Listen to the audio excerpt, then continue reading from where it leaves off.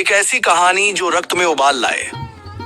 सुनो दोस्तों, क्या तुमने कभी ऐसी गाथा सुनी जो पहाड़ों को हिला दे, नदियों को थाम ले और आकाश को भी झुका दे? यह कहानी है एक वीर की जिसके नाम से शत्रु कांपते थे और मित्रों का सीना गर्व से चौड़ा हो जाता था।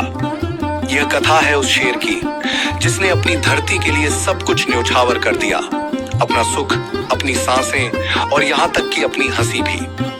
क्या तुम तैयार हो उस दौर में कदम रखने को जहां तलवारों की खनक गीत बनती थी और खून की बूंदें स्वराज्य की नींव रखती थीं? यह कहानी केवल तुम्हारे दिल में आग जला देगी और तुम्हें अंत तक बांधे रखेगी। तो रुकना मत, साथ चलो और जानो कि कैसे एक बालक ने इतिहास के पन्नों पर अमरता लिख दी। पर सावधान, यह कथा कोई साधारण गीत नहीं, यह एक ज्वाला है जो तुम्हारे भीतर भी धधक उठेगी। क्या तुम सुनने को तैयार हो? तो आओ इस महाकाव्य का पहला पन्ना खोलें। एक वीर का जन्म, वर्ष 1657। सह्याद्री की गोद में बसी पुण्य भूमि, जहां हवाएं स्वतंत्रता की सुगंध लाती थीं और पहाड़ स्वाभिमान की कहानियां गाते थे। उस पावन धरती पर एक बालक ने जन्म लिया जिसका नाम था संभाजी। आकाश में बादल गरज रहे थे, बिजलियां चमक रही थीं, मानो स्वयं भवानी माता इस नवजात को आशीर्वाद देने उतरी हो। यह बालक कोई साधारण शिशु नहीं था, वह थे छत्रपति शिवाजी महाराज के ज्येष्ठ पुत्र, मराठा स्वराज्य के भावी वारिस। पर नियति ने संभाजी के लिए सुखमय राहें नहीं चुनी थीं। मात्र 2 वर्ष की कोमल आयु में उनकी माता सईबाई इस संसार को अलविदा कह गई। छोटा सा संभाजी मां के आंचल की छांव से वंचित हो गया। उसका मन उदास था, उसकी आंखें खोज रही थीं उस ममता को जो अब केवल स्मृतियों में बची थी। पर उस अंधेरे में एक किरण बनी उनकी दादी जीजाबाई। जीजाबाई, जिनके हृदय में मराठा स्वराज्य का स्वप्न पलता था, ने संभाजी को अपने पास बुलाया। वह उसे रात के सन्नाटे में तारों भरे आकाश के नीचे सह्याद्री की गोद में बिठाती। बेटा, वह अपनी गहरी आवाज में कहती, तू वह शेर है जो एक दिन इस धरती से अत्याचार मिटा देगा। तेरा खून मराठा है, तेरा मन अग्नि है और तेरा भाग्य स्वराज्य है। संभाजी की छोटी सी आंखों में चमक आ जाती। दादी, मैं पिताजी की तरह वीर बनूंगा, मैं शत्रुओं को धूल चटाऊंगा। उस बालक के शब्दों में ऐसी शक्ति थी कि हवाएं भी रुककर सुनने लगती थीं। यह संकल्प उसके हृदय में गहरे उतर गया, मानो कोई पवित्र मंत्र। संभाजी कोई साधारण बालक नहीं थे। उनकी बुद्धि इतनी तीक्ष्ण थी कि 13 वर्ष की आयु तक उन्होंने 13 भाषाएं सीख ली थीं। मराठी, संस्कृत, कन्नड़, तमिल, पुर्तगाली, अंग्रेजी और यहाँ तक कि मुगलों की फारसी भी। रातें वह शास्त्रों के पन्ने पलटते हुए बिताते और दिन में घुड़सवारी, तीरंदाजी और तलवारबाजी में अपना लोहा मनवाते। उनकी लेखनी भी तलवार जितनी ही तेज थी। उन्होंने बुद्ध भूषण और नक्श जैसे ग्रंथ रचे जिनमें रायगढ़ के किलों की महिमा गूंजती थी। एक दिन रायगढ़ के प्राचीन मंदिर में एक विद्वान पंडित पधारे। उनकी ख्याति दूर दूर तक थी और वह शास्त्रार्थ में कभी पराजित नहीं हुए थे। उन्होंने संभाजी को चुनौती दी, बालक, क्या तुझमें वह बुद्धि है कि मेरे प्रश्नों का उत्तर दे सके? संभाजी ने मुस्कुराकर सिर झुकाया और बोले, पंडित जी, आज्ञा दीजिए, मैं तैयार हूं। शास्त्रार्थ शुरू हुआ। पंडित ने वेदों, उपनिषदों और पुराणों से प्रश्न दागे, पर संभाजी ने हर प्रश्न का उत्तर इस तरह दिया मानो सरस्वती स्वयं उनकी जिह्वा पर विराजमान हो। घंटों चले इस शास्त्रार्थ में अंततः पंडित ने हथियार डाल दिए। यह बालक स्वयं सरस्वती और हनुमान का मिलन है, पंडित ने गदगद होकर कहा। मराठा दरबार गर्व से झूम उठा, पर संभाजी का मन शांत था। वह जानते थे कि उनकी असली लड़ाई अभी बाकी है। वह युद्ध जो तलवारों से नहीं बल्कि हृदय की आग से लड़ा जाएगा। युद्ध की आग और साहस का आलम। संभाजी 16 वर्ष के हुए और उनके पिता छत्रपति शिवाजी महाराज ने उन्हें पहली बार युद्ध के मैदान में उतारा। शत्रु थी मुगल सेना, लाखों सैनिकों की फौज, हाथियों की कतारें और चमचमाती तलवारों का समंदर। संभाजी का हृदय जोर जोर से धड़क रहा था। क्या वह इस आंधी का सामना कर पाएंगे? पर डर, वह तो उनके खून में था ही नहीं। पिताजी, उन्होंने दृढ़ स्वर में कहा, मुझे आज्ञा दीजिए, मैं रामनगर का किला जीतकर आपके चरणों में रखूंगा। शिवाजी ने उनकी आंखों में अपने ही स्वप्नों की चमक देखी। उन्होंने संभाजी के कंधे पर हाथ रखा और बोले, जाओ मेरे शेर, दिखा दो दुनिया को कि मराठा क्या होता है। संभाजी ने अपनी 60 किलो की तलवार उठाई। वह तलवार इतनी भारी थी कि साधारण योद्धा उसे उठाने की सोच भी न सके, पर संभाजी के लिए वह पंख जितनी हल्की थी। वह घोड़े पर सवार हुए और शत्रु पर टूट पड़े। उनकी तलवार हवा में बिजली की तरह चमकी और मुगल सैनिक एक एक कर धराशायी हो गए। रामनगर का युद्ध एक किंवदंती बन गया। संभाजी ने न केवल किला जीता, बल्कि मुगल सेना को ऐसा सबक सिखाया कि उनका नाम जंगल की आग की तरह फैल गया। मराठा गांव-गांव में उनके गीत गाने लगे। संभाजी हमारा शेर, जिसकी तलवार से शत्रु कांपे। पर संभाजी को गर्व न था। वह अपने पिता के पास गए और बोले, पिताजी, यह तो केवल शुरुआत है। मेरा असली शत्रु औरंगजेब है, जो हमारी धरती को गुलाम बनाना चाहता है। औरंगजेब, वह क्रूर मुगल बादशाह जिसका नाम सुनकर राजा कांपते थे। उसकी सेना लाखों की थी, उसका खजाना अथाह था और उसका स्वप्न था पूरे भारत को मुगल सल्तनत बनाना। उसने एक चाल चली। उसने शिवाजी को संधि के बहाने आगरा बुलाया। संभाजी, जो तब मात्र 9 वर्ष के थे, अपने पिता के साथ गए।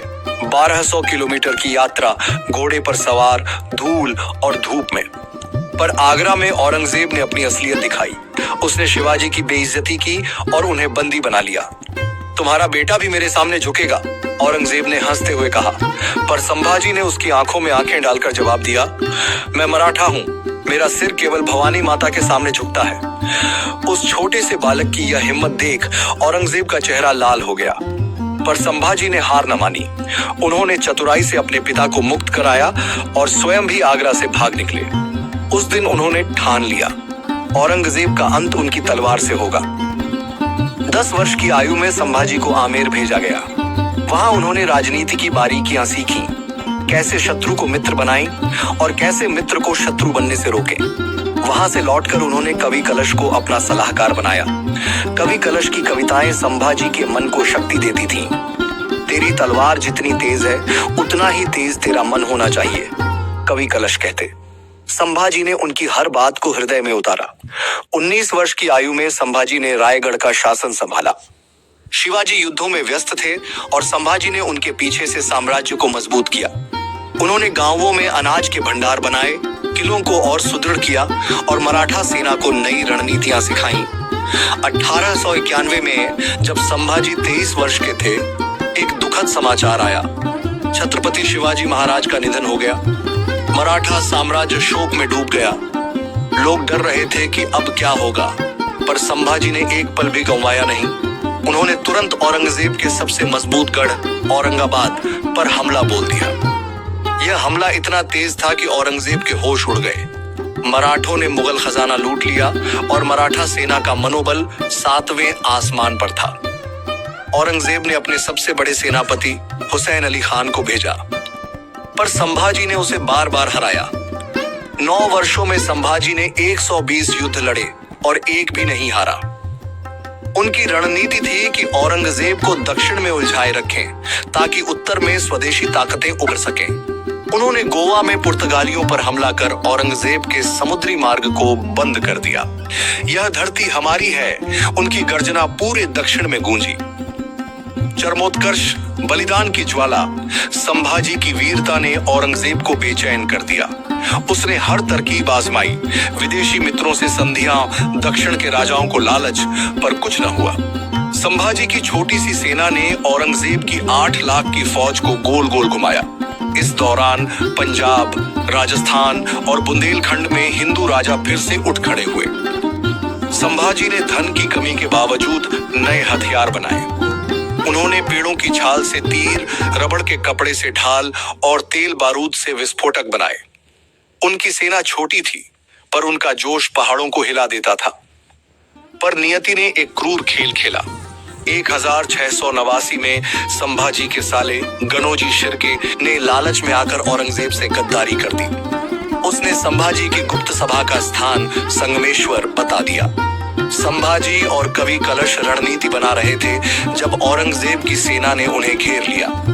संभाजी भाग जाओ, कवि कलश ने कहा, पर संभाजी ने तलवार उठाई और बोले, मैं मराठा हूँ, भागता नहीं, लड़ता हूँ। उस दिन उन्होंने सैकड़ों शत्रुओं को मार गिराया, पर अंततः वह पकड़े गए। औरंगजेब ने संभाजी और कवि कलश को अपने सामने पेश किया। 3 शर्तें मान लो, उसने कहा। मराठा साम्राज्य मुझे सौंप दो, अपने खजाने का राज बताओ और मेरा धर्म स्वीकार करो। संभाजी ने उसकी आंखों में देखा और बोले, मेरी धरती मेरी माँ है, मेरा खजाना मेरा देश है और मेरा धर्म मेरा गर्व है। मैं कुछ भी नहीं दूंगा। कवि कलश ने भी सिर ऊंचा रखा और कहा, हमारा बलिदान मराठों को आजाद रखेगा। औरंगजेब क्रोधित हो गया। उसने संभाजी और कवि कलश को 40 दिन तक यातनाएं दी। नाखून उखाड़े गए, आंखों में मिर्च डाली गई, जलती सलाखों से शरीर दागा गया। पर संभाजी और कवि कलश टस से मस न हुए। हर यातना के बाद संभाजी कहते, मैं फिर जन्म लूंगा और फिर अपनी धरती के लिए लड़ूंगा। आखिरकार औरंगजेब ने हार मान ली। तुझ जैसा वीर मैंने कभी नहीं देखा, उसने कहा, पर तुझे जीवित नहीं छोड़ सकता। उसने संभाजी और कवि कलश के शरीर के टुकड़े टुकड़े कर नदी में फेंकने का आदेश दिया। अमरता की गूंज, पर यह अंत नहीं था। संभाजी के बलिदान ने मराठों में ऐसी आग जलाई जो कभी न बुझी। हर गांव, हर घर से लोग उठ खड़े हुए। औरतें तलवार लेकर मैदान में उतरी, बच्चे तीर चलाने लगे। कुछ ही वर्षों में औरंगजेब की सेना हार गई और वह स्वयं दक्षिण की धरती पर मारा गया। मराठों ने संभाजी के टुकड़ों को नदी से एकत्र किया और उनका अंतिम संस्कार किया। उस दिन से हर मराठा के दिल में संभाजी की गाथा बस गई। गांव-गांव में उनके गीत गाए गए और बच्चे बच्चे ने उनके नाम की कसम खाई। आज उस धरती पर शांति है, पर संभाजी की कहानी हर उस इंसान को प्रेरित करती है जो अपने देश, अपने धर्म और अपने गर्व के लिए जीता है। संभाजी वीरता की अमर गाथा कभी न थमेगी, क्योंकि यह गाथा केवल गाई नहीं जाती, यह जलाई जाती है। अगर तुम्हारे सीने में भी स्वाभिमान की आग जल रही है तो इस कहानी को अपने दिल में बसा लो। और हाँ, अगली कड़ी के लिए तैयार रहो, पर उसके लिए आप मेरे चैनल को सब्सक्राइब जरूर करें और जानकारी अगर पसंद आई हो तो वीडियो को लाइक करें, क्योंकि वह कहानी और भी रोमांचक होगी।